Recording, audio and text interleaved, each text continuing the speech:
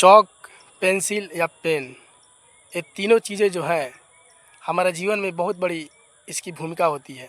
हम इन चीज़ों से, भले ही ये तीनों चीज़ें छोटी है, बहुत छोटी है, लेकिन इन चीज़ों से हमको बहुत कुछ सीखने को मिलता है।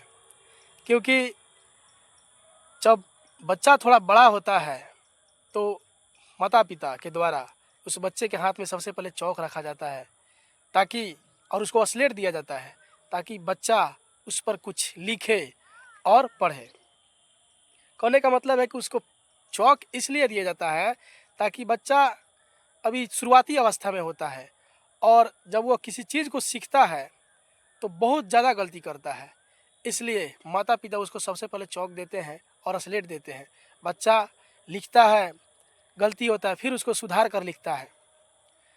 और बच्चा जैसे ही बड़ा होता है तो उसको माता पिता चॉक से पेंसिल हाथ में पकड़ा देते हैं और उस अवस्था में भी बच्चा क्या करता है, कुछ लिखने का प्रयास करता है और उस अवस्था में भी उससे गलती होती है, फिर क्या करता है, उसको रबड़ की सहायता से, इरेजर की सहायता से उसको मिटा देता है और फिर से लिखता है। कहने का मतलब है कि जो चॉक होता है उससे भी स्लेट पर लिखकर शुरुआती चीज़ को, जो गलती आता है उसको सुधार किया जाता है और पेंसिल से भी लिखने के दरमियान जो भी गलती होता है उसको क्या किया जाता है, सुधार किया जाता है रबड़ की सहायता से और उसको इरेज करके, मिटा करके फिर से लिखने का प्रयास किया जाता है। लेकिन जैसे ही बच्चा बड़ा हो जाता है तो उसके हाथ में कॉपी और कलम दिया जाता है और कलम इसलिए दिया जाता है कि बच्चा बड़ा हो गया है और उस कलम की सहायता से वह जो भी बात लिखेगा सोच समझ कर लिखेगा।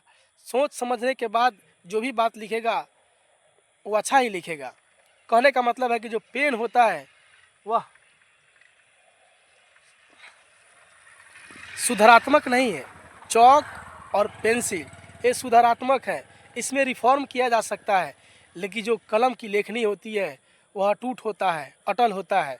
उसको पेन से लिखने के बाद हम फिर से उसको मिटाकर, इरेज करके दोबारा कुछ नहीं लिख सकते हैं। अर्थात कहने का मतलब कि जो लेखनी होता है वह सत्य हो जाता है और अटूट हो जाता है। इसमें किसी तरह की सुधार, रिफॉर्म की आवश्यकता नहीं पड़ती है।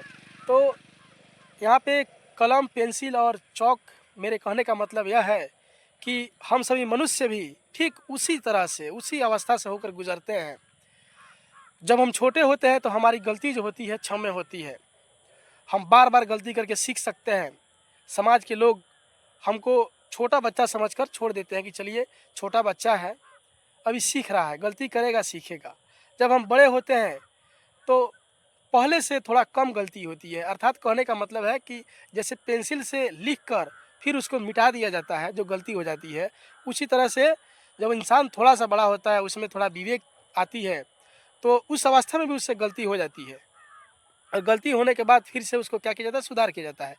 ठीक समाज में हमसे भी, हम मनुष्य हैं तो मनुष्य तो गलती का पुतला होता है और हमसे जो गलती होती है तो हमारी अवस्था थोड़ी छोटी होती है तो समाज के लोग अवस्था देकर, उम्र देखकर भी उसको दरकिनार कर देते हैं, इग्नोर कर देते हैं, माफ़ कर देते हैं। लेकिन जब हम बड़े हो जाते हैं, जब हम कलम की तरह बन जाते हैं, जैसे कलम का लेखनी सत्य होता है, अटल होता है, उसी तरह से जब हम बड़े हो जाते हैं तो हमारा स्वभाव या हमारा सोच उस कदर से होना चाहिए कि समाज पर एक सही छाप छोड़े। जैसे कलम की लेखनी से सोच समझ कर लिखने का प्रयास किया जाता है क्योंकि उसको सुधार नहीं किया जा सकता। उसी तरह से अवस्था जब बड़ी हो जाती है तो उसमें सोच समझ कर ही आगे का कदम उठाने का प्रयास करना चाहिए और उठाना चाहिए ताकि उससे हमारा भी भला हो और समाज का भी भला हो।